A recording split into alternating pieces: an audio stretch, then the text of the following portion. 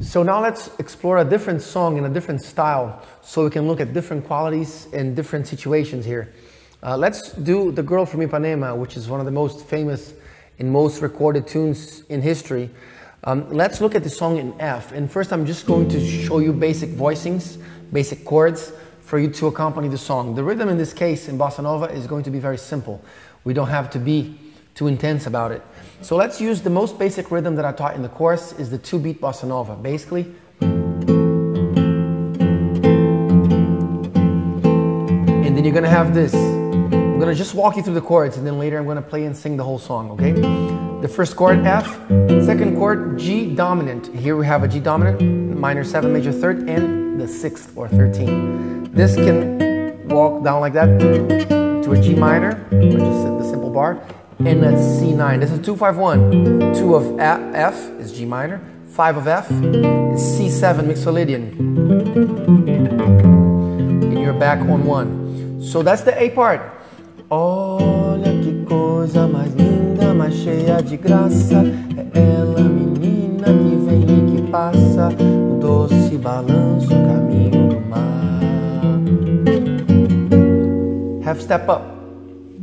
Notice how this progression is the exact same progression as the part A of Samba de Maracangalha. You're looking at a 1, and then a 2 dominant, and then a 2-5-1. Just the same. Now, you repeat that A, and then you go to the B part. The B part is harmonically a lot more interesting. You start here, half step up. And that's just a simple F sharp, major 7. The voicing that I'm using here, major 7, major 3rd, and perfect 5th. You should always look at a chord like this, always knowing what are the tones you're playing. The next chord here is a B7, and I'm going to use a B7-9 here. That's my 9th on the pinky, and it's a dominant because it has a minor 7 and a major 3rd. Then that chord goes minor, so you got F sharp minor, and the next chord is a D7, or it could just be called a D9. When you just say a D9, it implies that it has a minor 7, it's a dominant chord. Then you go G minor. You could put maybe a 4th here if you want. Sounds nice, that 4th there. The most important structure notes are here, 7 and 3rd. The 5th is dispensable.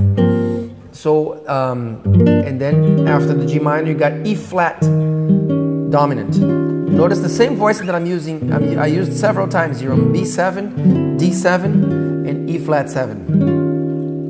And now we're going to do a very common progression that also happened in the Maracangalha, is to go from the 3 all the way down to the 1 by moving in 4ths. 3, 6, 2, 5, 1. The 6 here, which is D minor, normally it would appear as a minor because it's the relative. In the key of F major, a D is Aeolian is minor, but it can very often appear as a dominant. And in that case, it has the function of 5 of 2, just like we saw in the Samba de Maracangalha. You got the 3rd Phrygian, 5 of 2, 2, 5, 1. This is such a pattern. This is such a commonly used pattern. It's very good for you to acquaint yourself with it this way, noticing the relationships between the chords to the tonic. So you got 3, 6, or 5 of 2, dominant. 2, 5, 1. So now I'm going to sing it for you, and just to keep it very simple. Let's do the Bossa Nova 2-beat cycle. Olha que coisa mais linda, mais cheia de graça. É ela, menina que vem e que passa. Doce balanço, caminho do mar. F sharp. Moça do corpo dourado do sol de Ipanema, o seu balançado é mais que um poema, coisa mais linda que eu já vi passar. Oh, porque estou tão sozinho. Ah, porque tudo é tão triste. Ah, a beleza que existe. A beleza que não é só minha, que também passa sozinha. Ah, se ela soubesse que quando ela passa, o mundo inteirinho se mais lindo por causa do amor, por causa do amor. So that's the basic idea. Now we can have a lot of fun in this kind of song because the bossa nova usually calls for the use of colors and extensions. So we can go ahead and learn the melody and do what we call a chord melody, which is another word for finger style. But I'm more used to seeing this term chord melody when you're dealing with jazz songs where the melody goes together inside the chord as a block of notes, like what they call also piano style, which is when you grab a lot of notes and play them all together. So here, what does the melody do in this song? It goes like this. What are these notes doing? What are the intervals that they represent related to F? What is this note? It goes just one step over F, so that's the second or the ninth. And it is an available chord tone or extension from the Ionian scale. This is first degree, so Ionian. This note is the major 7, and this is the 6th. So they're all welcome notes within the chord of 1, Ionian, and that's why they were used as the melody, because they all fit very comfortably. So for you to play this song, you can just use the pinky on the 9th, release it to get the major 7 and put it down on the D note, 3rd fret, 2nd string, for you to get the melody. So you got this. Again.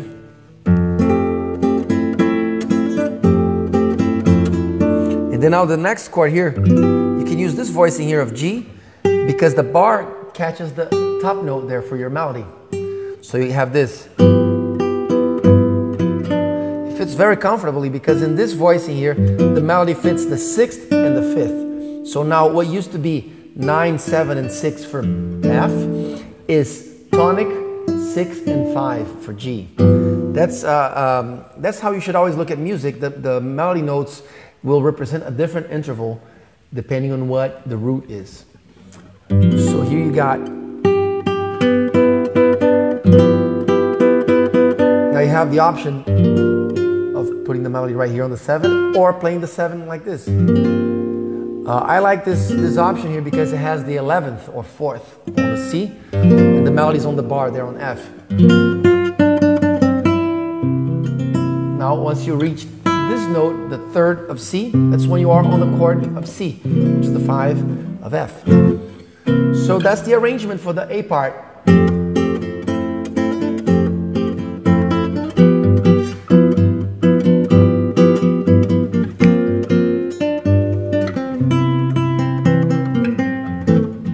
Notice here on C, the melody is doing 1 and 7. So right inside the chord, you can just grab the chord. And as you play these notes, I'm using the sequence of always, we call this from classical guitar A, M, I, because A is the reference for this finger, M as medium, and I as indication, the finger that indicates. So, and this comes from Spanish anular, the A for the 3rd finger. So AMI is the sequence that you can use if you have to repeat a note like this. Da, da, da, da, da, da, da, da. When the melody goes da, da, da, do, da, I'm using AMI. Da, da, da, on free stroke, not rest stroke. Rest stroke is this. Rest stroke is when you rest. In this case, AMI, you can simply do free stroke. La, da, da, da, da. One very cool tip that I'm going to give you is this. On the guitar, many times people get sort of used to a certain chord position, so they think that the F should only be played this way. But here, if you do the melody, da, da, da, do, da, that's the melody note. I'm using finger 1.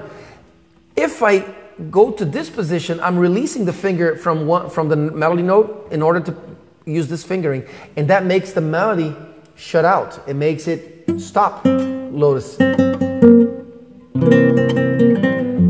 the melody stopped.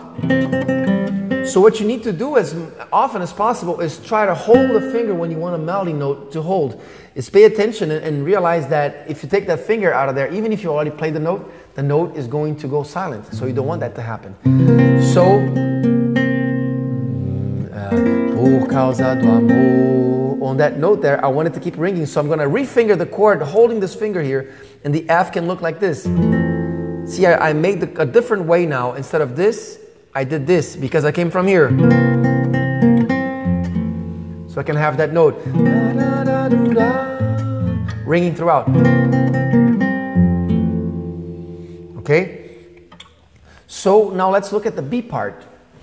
The B part, you can start, for example, with this voicing. It's a nice voicing here. I'm using F sharp, and it has almost all extensions here in the 9th and the 6th. And the major 7 is up there on the melody. So I have this.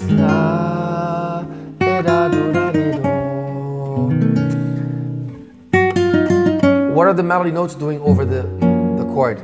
That's 1, 7, 6, 7, 6, 5. But as soon as I hit this note, I'm no longer in F sharp, so it's no longer 5. Now I'm changing chord to B7. So that note becomes the 9th. Even if it takes you a little bit of thought to count where that note is, you should try to really commit to memory these intervals here. How do I know this is a 9th? Because I know that it comes from here, from the major. That's my major chord. The 3rd moves down to the 2nd or 9. So now the melody moved from the 9 up to the 3rd. And then that's the next chord, F sharp minor. The melody is here on the 9th again of F sharp. It's one tone over the tonic. Tonic, you got the 9th. And the melody goes. What are the notes here being played? This chord is a minor chord. So it's going to be either a Aeolian, a Dorian, or a Phrygian. Since we know it has the major 9th, is not a Phrygian, because the Phrygian would have had the flat 9 or flat 2nd. So the melody doesn't touch on the 6th, so we don't have to worry if it's a Dorian or a Aeolian chord. I would say it's a Dorian. So the melody is doing 2, 3, 2, 1, 2, 1, 7. And as soon as you hit the 7, the new chord that comes is a D, and the melody is on the 9th. And then the melody goes up to the 3rd. And then you repeat the same thing. Now over G, half step above. Playing the 9, 9, flat 3, because it's a minor chord. And when you get there, the melody is on the 9 here. Now the ending passage, as we approach the 3, 6, 2, 5, here is the melody. Notice how it's a minor chord and it's using the flat 9. That shows you that it's on the Phrygian mode, flat 9. Now it's going to play a scale.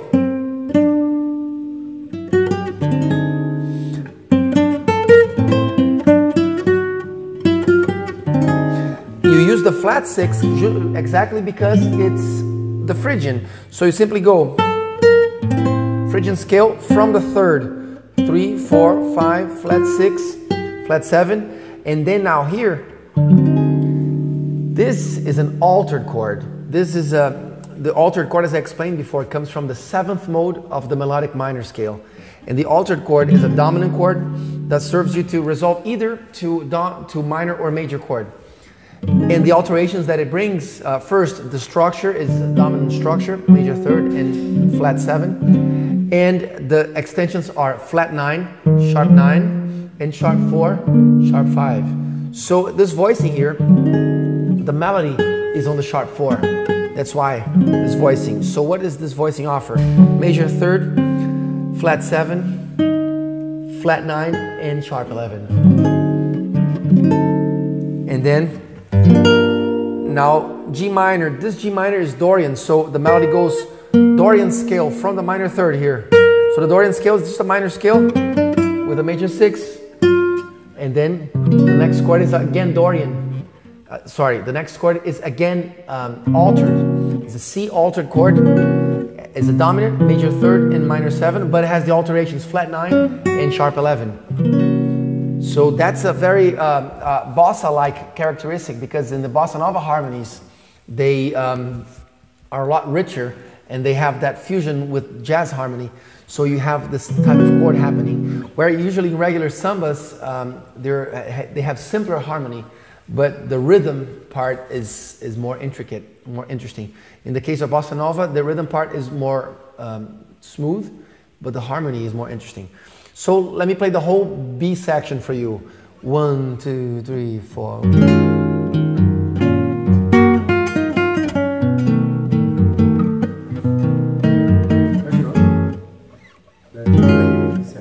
So now I'm going to play the B section again for you.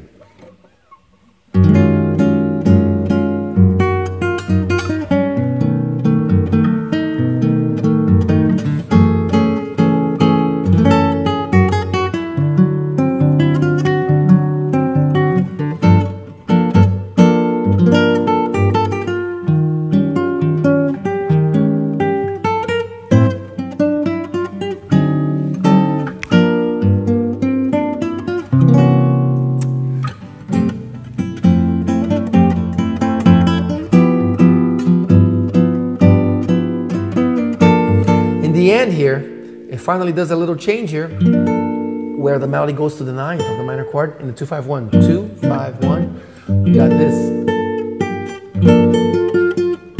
and then the C dominant. The melody is on the root. That's why I came all the way up here with this bar to play a C dominant 13, because the melody is here, and then it responds.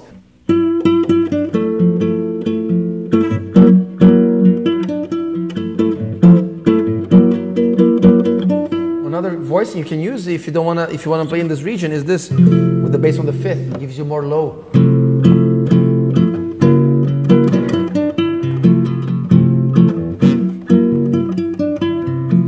Or you can do this, right? This is the last part, C dominant, and then you go down here to the open string. Por causa do amor.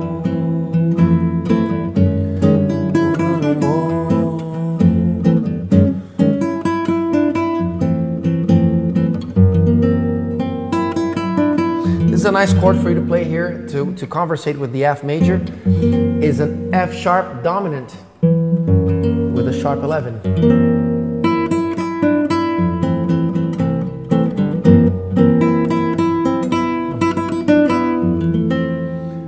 So that's the idea behind the Girl from Ipanema.